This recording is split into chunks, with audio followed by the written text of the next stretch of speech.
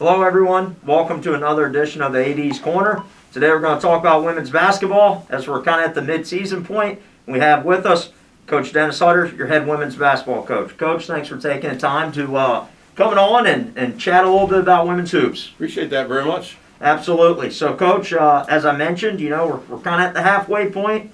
And as I say this record, which is always impressive, 10-2, 5-1 in the conference, doesn't really sound like the halfway point with that number of games, right? Quite a bit different. So I guess if we could start there, and if you could just tell us how, COVID's obviously played a heck of a factor for all of us, but how that has happened with being 12 games in, and we're coming down the last week of January. Well, COVID has hit every team, obviously, so we're not the only team in the region, the state, or America that's dealing with this, and we're not the only sport. So, I don't want to kind of beat a dead horse, but everybody's dealing with it in their own way. But it has hit us, and it's hit us kind of hard 2 times now that we have been affected. Late October, we went over and scrimmaged Devil's Lake, and then the very next day, we got shut down for 18 days from late October to early mid-November. And then, unfortunately, we got shut down again right after the PC Oak Hills weekend, shut down until after Christmas. That was a 20-day stretch where we were down. So we've been hit twice. 38 days. 38 days. Yeah, we are down. This year's team on-floor experiences between games and practices is a month behind last year's team. Wow. They've been on the floor, I think it was 26 less times this year at this time than last year's team. So. Okay. They're missing a lot of opportunities to get on the floor to play a game, exhibition games, early season games, and certainly the practices as well. So this group has been a very resilient group. They've done a very nice job of staying together. It hasn't been easy with the shutdowns and then the isolations and the staying in your dorm rooms and then going home early for Christmas because then we had to quarantine. But they've done a good job of a couple of things. They've been very resilient. And they've stayed together, and that's been a big part. That's something that we've really tried to hammer home is to use the game as an opportunity to keep your relationships on this team solid. Check up on people, be there for people, be a great teammate, make sure people are doing okay.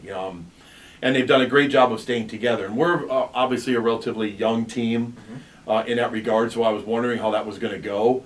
But they've done a very nice job of kind of buying into that concept, which is, how can I be a great teammate today? And one of the great ways to do that is to just check on another teammate, see how they're doing. Go rebound for them. Go shoot with them. Send them a note. Tell them great practice today. Tell them to hang in there. Everything's going to be all right, whatever it might be. So that's been one of the things I've enjoyed about this group. And I just have told a lot of people that, just speaking on behalf of our team, but I think all the teams right now, a lot of these young kids on every team have probably had to grow up a lot faster this year than maybe any other year with just the stuff that they're dealing with.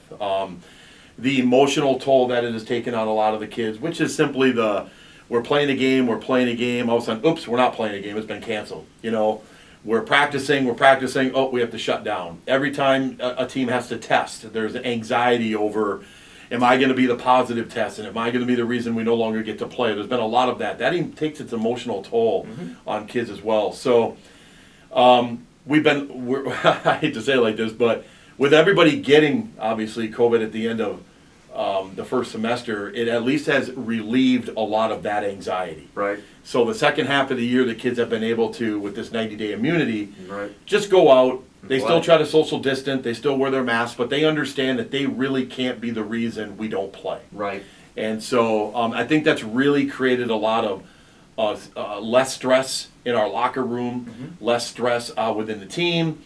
They've been able to relax and play a little bit more, and I think because of that, you're starting to see this team really gel and grow on the floor, which everybody's seeing, as well as what I'm seeing with them off the floor. Absolutely. And, Coach, I'll tell you, I think I speak for all the Comment Nation when I tell you the ladies have been so fun to watch. And you've hit on it, but, you think about 38 days off, right? And you think about, as you mentioned, literally 1 month back from the amount of games and practices that you would normally have.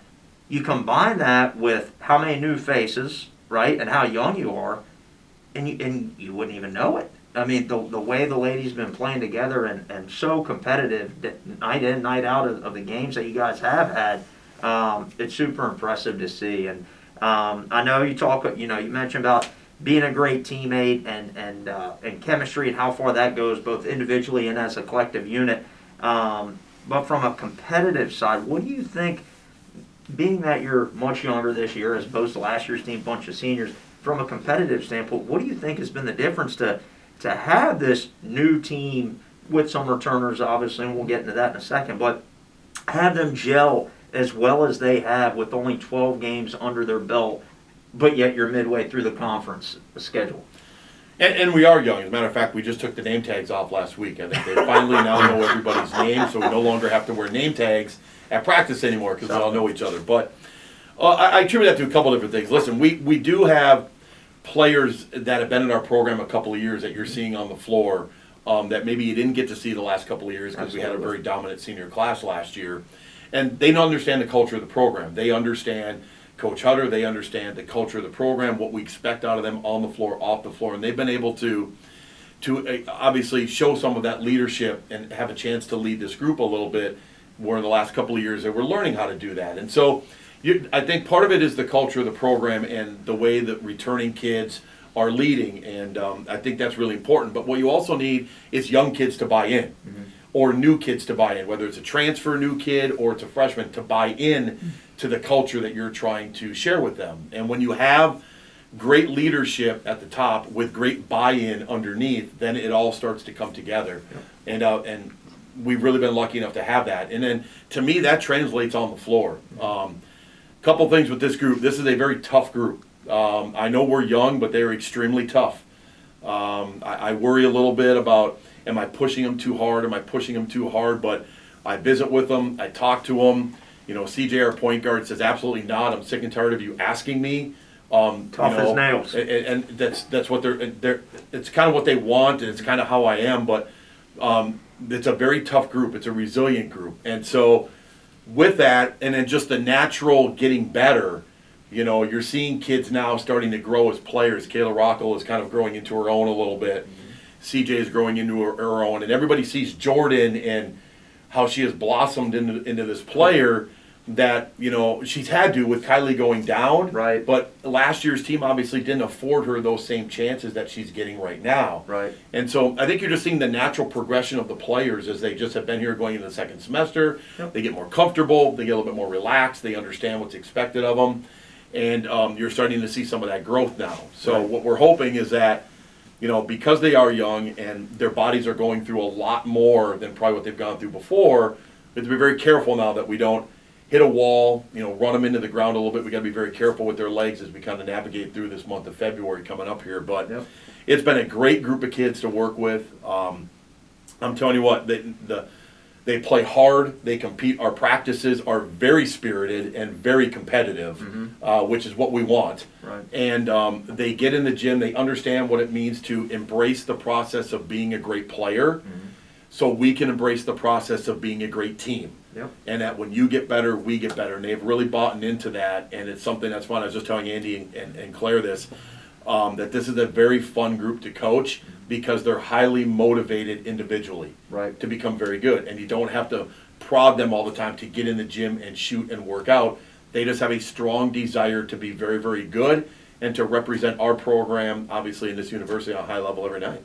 Well, it's like I said, Coach, it's been awesome to watch. And if you haven't seen the ladies, I ask you to do so, because what you're saying, it resonates so easily when you see how hard they play and how much they have each other's back, whether they're down 5, up 5, or anything in between, right? So it is awesome to see. You mentioned Jordan, and she has just had some games. I mean, I don't know how else to explain it. She's really, you know, taken that leadership role on the court. Player of the week numerous times now, right, within the conference.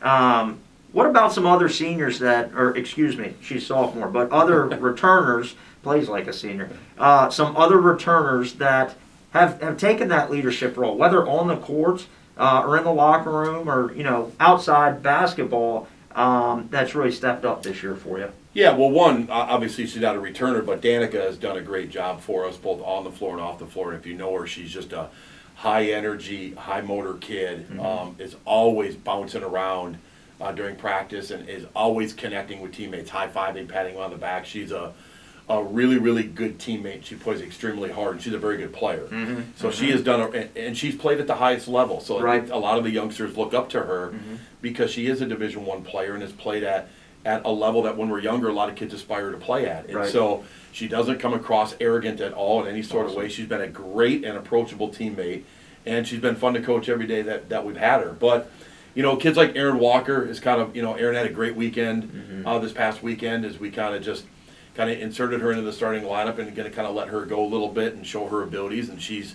a kid that, you know, didn't see the floor much last year. Right. And we were talking to some of our younger kids about the process of becoming a really good player. And I said, you can look right at Aaron.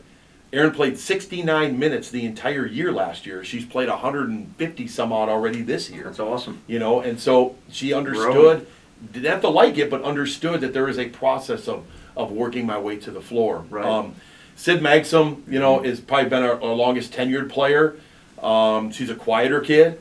She's not an overly vocal kid, but another kid that understands the value of getting in the gym, leading with her example, understanding how to try to do things the right way. She's been great as far as developing our culture and kind of passing it on to the younger kids. Heather Elfring is another one who, again, didn't play Huge a lot minutes last this year. year. Yeah, didn't see the floor at all last year, and has blossomed into a very good percentage three-point shooter and very solid secondary ball handler. And Heather plays extremely hard and is extremely physical, which I really like. She's not afraid to get over the top of ball screens physically. She's not afraid to get into ball handlers with the ball physically. She blocks out, plays very, very physical, which I really like. So TR is another one. You know, Taylor Riley, who you know saw some minutes last year for us. You know, comes on the floor and will spell for Danica when Danica needs a break, but does a really good job of just knowing her role and accepting her role and understanding, you know, what I need to do to give our team a chance to be successful. So there's some kids that, again, we're here and we're waiting for an opportunity, and now have gotten to their opportunity and hopefully are starting to shine a little bit within that moment. And it's, like I said, to see them play, you can tell they're on the same page and they accept those roles, which obviously results in success, right? So it is awesome to see. Coach, I want to talk a little bit about the conference. It's very competitive as it's been since I've been here the past few years, but you know, you're sitting just one game out of first place, right there, second place with only one conference loss. Got a big conference game coming up this weekend on the road. You got two, but then after that, we're back home. Haven't seen Dak State yet, who is undefeated at the top of the conference. What can you say about the parity of the conference from top to bottom? I mean, there is so much competition. It really, you know, it's easy to say this, but if you watch the games and follow the results, there's really not a night off, right? So what can you say about the parity and the competition of the conference and what it's going to take to, you know, potentially win the conference or get a high seed come tournament time? Yeah, I think our league has a tremendous amount of parity. I think part of the reason is because we have very good coaches in our league, and we also have very good players. And Right. so there is parity. The coaches do a great job of preparing their teams, and then the kids obviously are able to play basketball at a high level. And every team's got 1, 2, 3 kids that are just really, really good. So Right. there is a lot of parity. I do believe Dak State's probably a little bit head and shoulders above everybody else right Okay. now. You know, I'm looking forward to playing them next week just simply because I want to see our growth and to see if we've grown from the first time that we played them, where they kind of took it to us pretty good. Right. You know, Bellevue is going to be there. I mean, they're the team that brought back all 5 starters from last year's team. You know, and they're kind of the seasoned group, although Dak State made it to the semis last year, the conference tournament, and pushed us obviously all the way to the brink. Right. You know, and so I feel like they're like 1A and 1B, and then it really gets very, very competitive. You know, where you've got a multitude of teams there with us and Valley and Dickinson and Viterbo that I think on any given night, you know, can beat anybody anywhere. And they're vying for like the last 2 probably home playoff spots right now. So there's a logjam right there for 3 and 4 to see who you're going to wind up getting. So the league is a lot stronger. You know, we talked about this. Viterbo is much better this year, you know, than I think they've been in years past. And Lionel's done a great job there. Valley's dealt with a lot of injuries, and Vanessa's dealt with a lot of COVID stuff also. They just have not been able to get it going simply because they've always been dealing with something, but they're scary. Yeah. They're extremely scary when they are healthy, and you saw them here Friday. They finally got their entire roster back. They're a good game. team also, and they're obviously very well coached. So Yeah. there is a lot of parity, and that's what makes it fun. Mm-hmm. You know, it makes it fun that every night out, you know, you have to show up to play. And like we told our kids, you know, this week's been a good challenge week for us because I've probably been a little bit more demanding on them just because young kids sometimes think, well, we just beat these two teams this weekend, so if we just show up, we should be okay. Right. Well, if you just show up, you'll lose by 20. Right. You need to prepare and honor the process like you did last week. You have to do that again this week. So if you don't, then obviously you're going to be 0-2. Mm-hmm. And that's just the way our league works. I mean, our league is just very difficult to win on the road. The back-to-back adds a lot to do that, and just the lengthy travel adds a lot to do that. So the parity is much better. I do think DAC is a little bit ahead of everybody else, and then I think Bellevue is probably just a step below them, but still ahead of that other group. And then I think you got a mixture of a lot of teams right in there, and we certainly are in that position of vying for a home playoff game, which was a goal of our team at the beginning of the year. Right.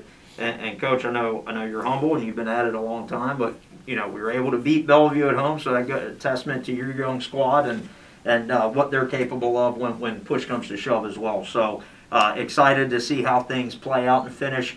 One other thing I want to ask you about the conference and the tournament specifically, right? So past few years we've had Final Four, so to speak, right, in Watertown, South Dakota, neutral site, you know, that kind of thing. Not so much this year with COVID, right? So you talked about specifically that first round, you know, top four getting the home games as the higher seed, but it's going to be that way throughout, right? Does that change your approach at all in your coaching as probably not now, but as you get closer and things start to unfold on who gets what seeds? Because one seed, if they win, then they're going to host all the way through. You know, if they get dropped, then it's the 2 seed. So it's going to be a little bit different this year. Can you speak to that? Yeah, I don't give it a lot of thought, honestly. Okay. I mean, this weekend it's Dickinson Friday, it's Valley Saturday. I try really hard not to think Look too at far that stuff, yeah. down the road. I'm not intelligent enough to be able to handle both this weekend and what happens in late February. I'm not that, can't handle that stuff. Can't multitask. Come on. But I listen, I mean, there's a lot of arguments both ways for the Final Four format, which is a great format for the kids, the banquet, all 8 teams, 4 men, 4 women playing together at the same site. Fans can come together. If you're lucky enough to have your men and women there, you draw really well. Watertown does a great job of hosting it versus the higher seed hosting, where if you're the top seed, you know you're sleeping in your own bed every night, you're practicing in your own gym every day, your home crowd is going to be a factor behind that, and that's a positive thing for winning the league. So there's been balance back and forth and arguments back and forth about which way is right. I think you can find merits in both ways, but this year it is what it is, and it's going to be at the higher seed. And so obviously, the more games you're able to win, obviously the better chance you have to not only host one playoff game, but maybe luckily enough to get a second one, you know, and maybe potentially a third one. So this year more than ever, I think seeding plays a factor simply because we're not going to a neutral site. Right. And but that does certainly mean that if you have to go on the road, it's going to be a true road game, you know. Yeah. And some of these gyms are, let's say, quite loud, like Yeah. ours was on Friday night. Absolutely. What an atmosphere. Way it Absolutely. should be. Absolutely. Good. 100%.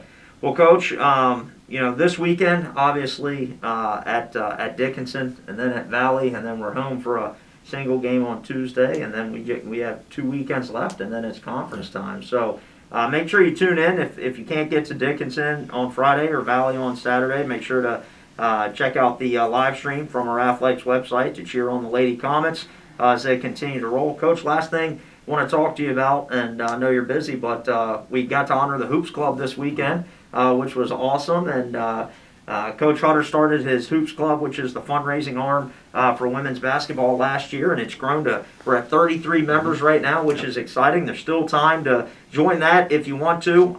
All proceeds go to the women's basketball program for scholarships, some upgrades, whatever Coach Hutter sees fit. So we want to thank all of them. It was an awesome recognition. Got to chat with some parents and recognize them at the end of the third quarter, which was awesome. And you know, hopefully that continues to grow to support the program and keep it improved. Any other last notes, Coach? Last thoughts or anything? No, just I would kind of piggyback on that and say thanks to everybody that has joined the Hoops Club. You know, I think it helps us keep our program competing at a very high level. Absolutely. We know we can't do that without the support of alums, people that enjoy our program, community members, And so that is something that's really helped us out a lot this year, and we certainly hope will help us out down the road. So we just appreciate everybody that's joined and the people that have been in on the Zoom meetings and conference calls and stuff like that. So we really appreciate it very much, because without that, we're not able to bring in the great student athletes that we're able to bring in. Absolutely. Well, Coach, again, thanks for your time, and good luck this weekend. Look forward to doing this again, either right before or right after conference tournament. Sounds good. Appreciate it. Thanks, Ryan.